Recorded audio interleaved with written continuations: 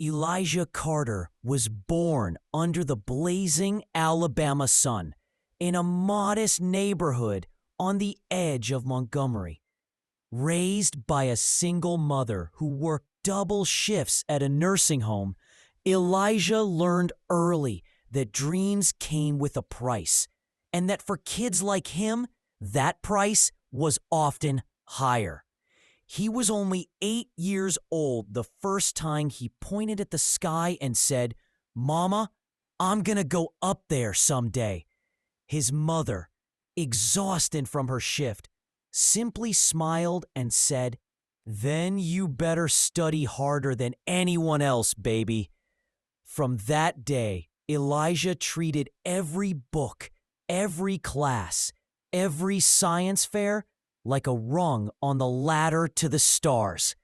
At school, his passion for space made him stand out, but not always in a good way. Most of his classmates laughed when he talked about becoming an astronaut. Teachers offered tight-lipped smiles, their eyes betraying a quiet skepticism. "You know how competitive NASA is," they'd say. "Maybe think about something more practical." Elijah knew what they meant. He heard it between the lines. People like him weren't supposed to dream that big. Not in this country, not in that town. Still, he pressed on.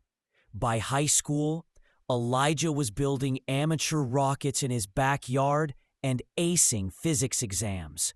His mentor, Mr. Darnell, a retired Tuskegee airman who volunteered at the local community center, noticed his potential and began tutoring him after school.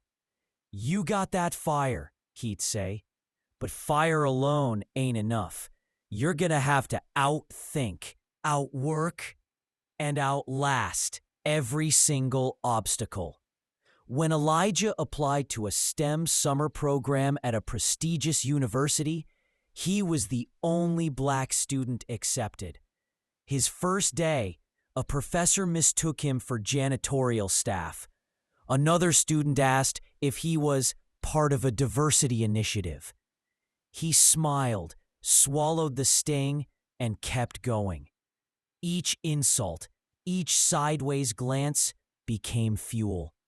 Elijah eventually earned a scholarship to Georgia Tech, where he majored in aerospace engineering. But the higher he climbed, the colder the air became. Professors doubted his designs. Lab partners avoided his group. Even when he outperformed everyone in his class, he rarely received praise. One evening during his sophomore year, Elijah stayed late working on a thruster prototype. As he packed up, he found a note left on his laptop: "Stick to sports." He stared at it for a long moment, then crumpled it slowly and dropped it into the trash. He wasn't going anywhere. Back home, his mother had developed chronic health issues. The burden of school and part-time jobs weighed heavily, but Elijah never let go of the vision that had anchored him since childhood. He interned with a private aerospace firm his junior year, one of the few to accept his application. During a team presentation, a senior engineer interrupted him mid-sentence and asked, "So what made you interested in rockets? Saw it in a movie?" Elijah smiled. "No, sir. I read Carl Sagan when I was 10. The room went quiet. In his final year, he applied to NASA's astronaut training program. He met all the qualifications: top of his class, excellent physical fitness, and a glowing recommendation from his aerospace mentor. Still, he was rejected. No reason given. When he asked for feedback, the only response was a generic letter thanking him for his interest and encouraging him to apply again in the future. He stared at that letter for hours, wondering if his name, his face, had already sealed his fate. But Elijah Carter didn't stop. He took a job with a commercial spaceflight company, developing propulsion systems. He became known for his precision, his creativity, his relentless pursuit of excellence. Yet promotions came slower for him than his peers. His ideas were often repackaged by others who received the credit. Still, he pushed forward. Late at night, he would stand on his balcony, gaze up at the stars, and whisper, one day, he'd break through. One day, he'd make them see. Elijah had always known that the journey to space wouldn't be easy, but he had never imagined how hard it would be to break through the barriers of racism, especially in an industry so entrenched in tradition and historical prejudice. The further he pushed forward, the more he encountered doors slammed in his face, even when his qualifications were impeccable. After his rejection from NASA's astronaut training program, Elijah didn't retreat into self-pity. Instead, he doubled down. He worked even harder, learning new technologies, refining his understanding of space propulsion, and building a reputation in the commercial spaceflight sector. But the sting of being overlooked never completely faded. There were moments when his own colleagues would dismiss his contributions, attributing them to just another guy trying to make a name for himself. He saw it in their eyes, the skepticism, the way they looked at him as if he were an outsider, not quite belonging in their world. And every time a project he worked on was suddenly headed by someone else, he had to fight back the frustration, forcing himself to remain professional, focused on the bigger picture. One evening, after a particularly grueling meeting where his ideas were ignored yet again, Elijah found himself sitting alone in his car, hands gripping the steering wheel. He stared at the empty parking lot in front of him, taking slow, deliberate breaths to calm himself. Every fiber of his being screamed to just give up, to walk away from the constant battle. But deep down, Elijah knew he couldn't. His dream wasn't just about getting to space. It was about proving that people like him belonged in these spaces too. He thought about the long hours he had spent studying, the nights he stayed awake, trying to master concepts that seemed insurmountable. He thought about the sacrifices his mother had made for him to get this far, the weight of her hopes resting on his shoulders. He couldn't stop now. Just keep going, he whispered to himself, and he did. Elijah became a force in the aerospace community, his designs and innovations gaining recognition from other companies that were pushing the boundaries of space travel. Yet, despite his accomplishments, there were still whispers, still those who questioned if he truly belonged, still the occasional job offer that came with an unspoken caveat. We don't need another diversity hire. But Elijah pressed on, determined to carve his own path. It wasn't enough to just be good at what he did. He had to be extraordinary. He wasn't just designing spacecraft. He was designing the future that he and others like him had always been denied. Elijah's persistence caught the attention of one of the largest private space exploration companies.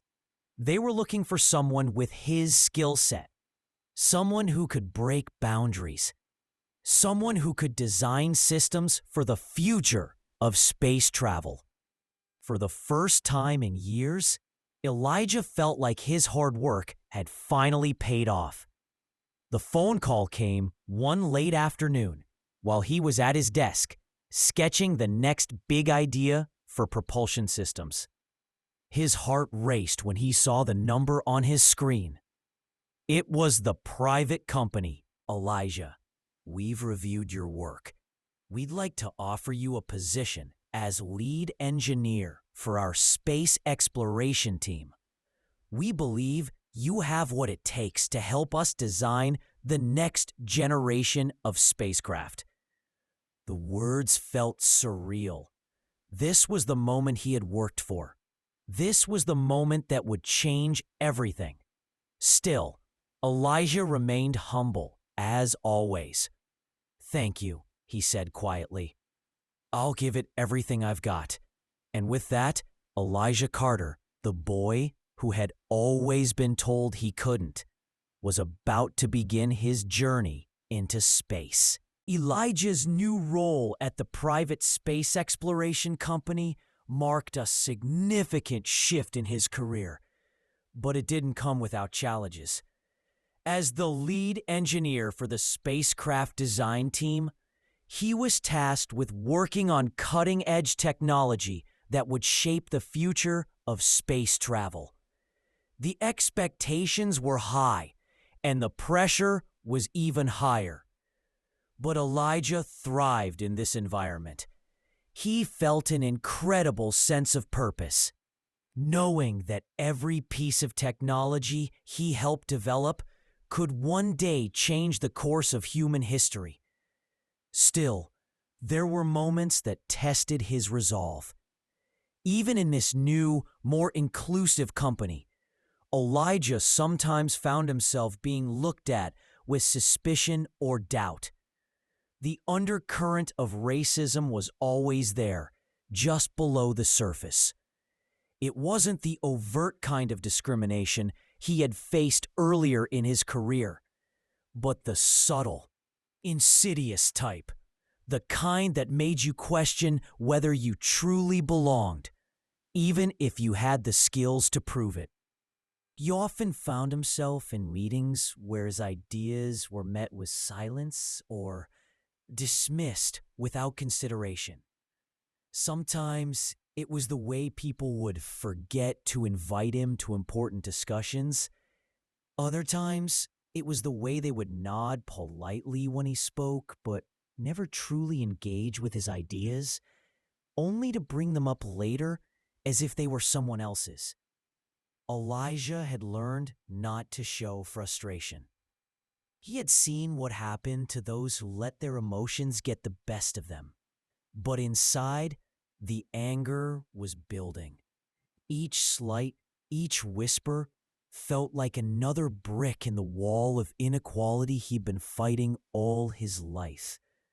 Despite this, Elijah remained focused on his work. He was determined not to let these obstacles derail him. He knew that the road ahead would be long and difficult, but he had come too far to stop now. One day, during a particularly difficult project where Elijah had been forced to defend his design choices repeatedly, his patience finally wore thin. He had spent countless hours fine-tuning the spacecraft's propulsion system, and he was proud of the results. But his colleagues kept challenging him, questioning his every decision, as if they were trying to find a reason to discredit his work. That afternoon, after the meeting ended, Elijah took a walk around the company's campus to clear his mind. The sun was setting, casting a warm glow over the sprawling grounds. As he walked, he thought about all the years of hard work, all the sacrifices, all the times he had been told no. He thought about his family, about his mother who had always believed in him, even when the world seemed determined to tell him he wasn't enough. He stopped in front of a large window that overlooked the testing facility where engineers and astronauts were working on prototypes of new spacecraft. He could see the gleaming ships in the distance, the fruits of his labor, the vision of the future he had always dreamed of. For a moment, Elijah allowed himself to feel proud. But the feeling was fleeting. He knew that as long as he was the only person of color in the room, there would always be doubts. There would always be the whispers, the side glances, the people who would try to undermine him to make him feel small.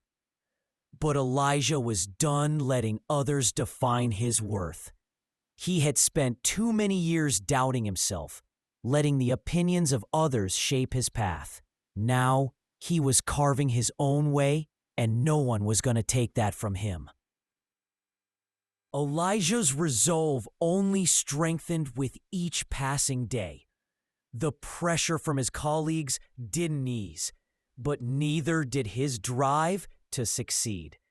His dream of becoming a part of a space mission was still very much alive, and the challenges he faced only fueled his determination.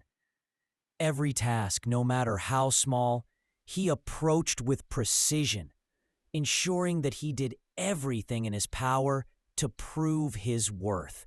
Yet, deep down, Elijah knew the battles he fought were not just about the technical aspects of his work. They were about proving his very right to be there. The subtle racism in the workplace never stopped. It was a constant, lingering presence. There were still times when his contributions were downplayed or ignored. Moments when his expertise was questioned by people who had never worked with him before. But Elijah had learned to endure. He kept his focus on the bigger picture, refusing to let these daily microaggressions cloud his vision.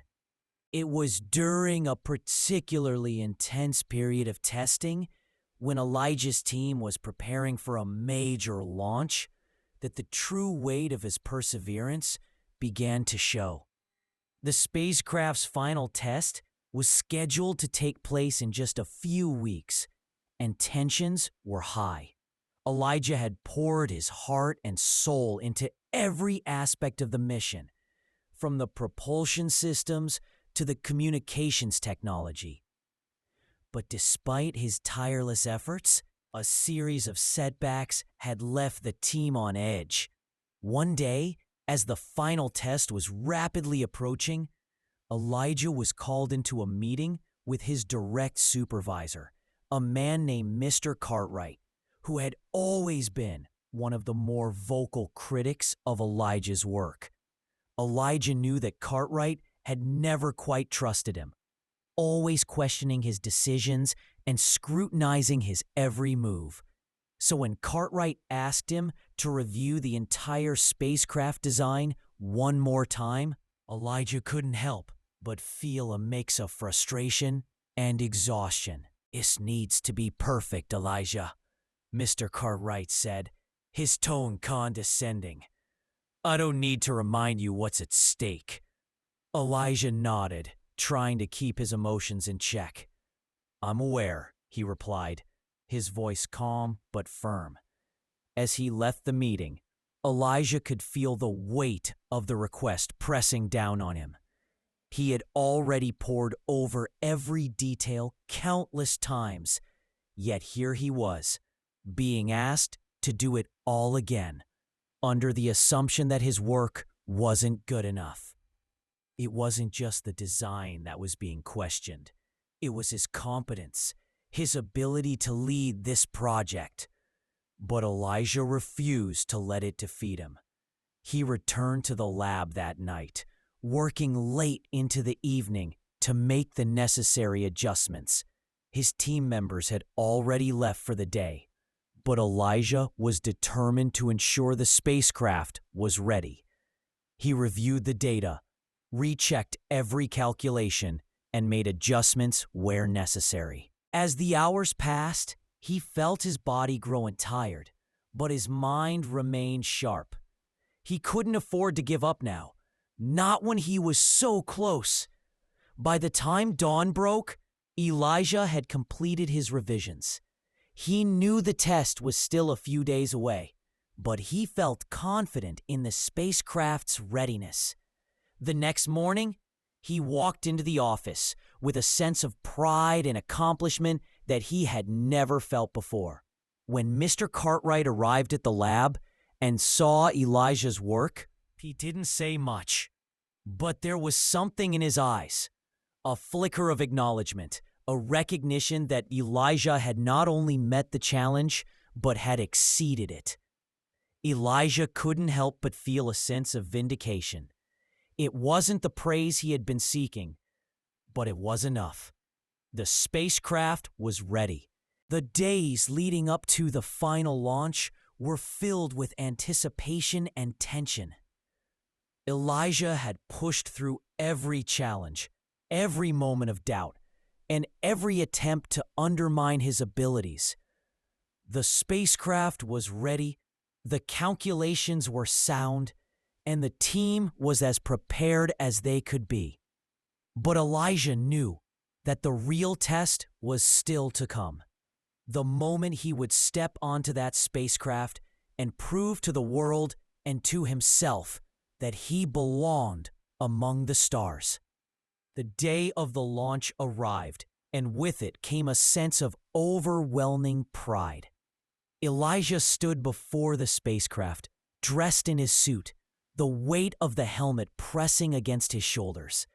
For a moment, he took a deep breath, letting the gravity of the moment sink in. It wasn't just about the mission anymore.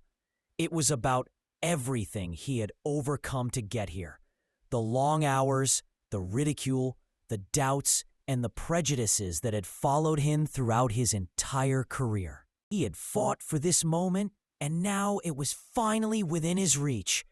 His heart raced as the countdown began, and with each second, Elijah felt a wave of emotion wash over him. He wasn't just launching into space. He was launching into a new reality, one where he was no longer an outsider. He was no longer the only black man in the room, trying to prove his worth. He was a part of something much bigger than himself, a symbol of perseverance and resilience in the face of adversity. As the engines roared to life and the spacecraft lifted off the ground, Elijah felt a rush of euphoria. The sky, once a distant dream, was now within his grasp. He had made it.